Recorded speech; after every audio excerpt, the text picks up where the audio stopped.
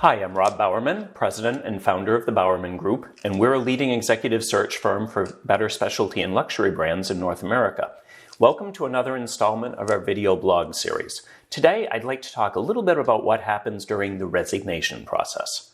So let's back up for a minute. Pretend you've been working with your favorite recruiter, and after a series of interviews and probably more than a few sleepless nights, you've successfully landed the job.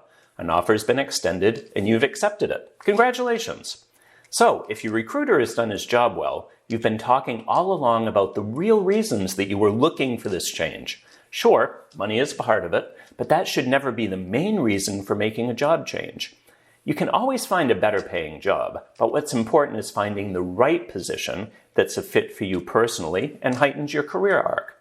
Through the interview process, you should have been continuing to examine your new opportunity against your current position so that by the time you've accepted an offer, you're confident that it's a good move for all of the right reasons.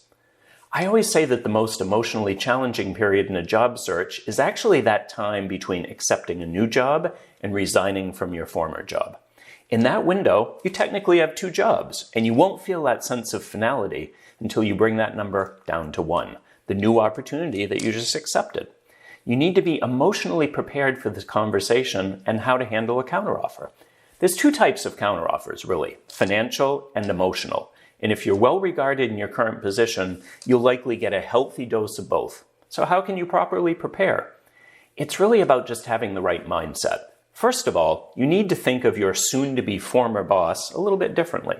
That person used to be your boss, but as of your new position, is now a former co-worker who really has no power over you.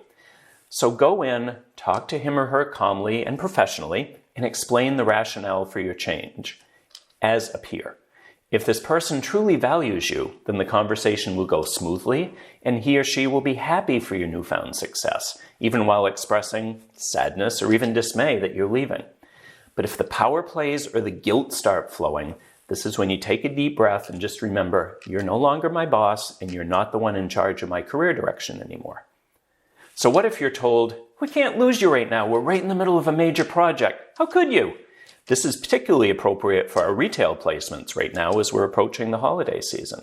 But as I remind my candidates, any successful business leader always has projects in motion. That's why you're valuable. There's no perfect time to leave. The right thing to do is work diligently to hand over projects during your 2-week notice period. At the end of the day, you just have to be firm in your conviction that you made this job change for all the right reasons. If some money or even a sudden reactionary promotion is offered, just step back for a minute and remind yourself of the motivators that brought you to this point to begin with and why you sought another opportunity. There's likely deeply seated issues within your company and your culture that won't change despite your boss's promise to the contrary. And it's also well worth asking why your company had to wait till you resigned to suddenly find that money or a new position. Just don't let yourself be bought.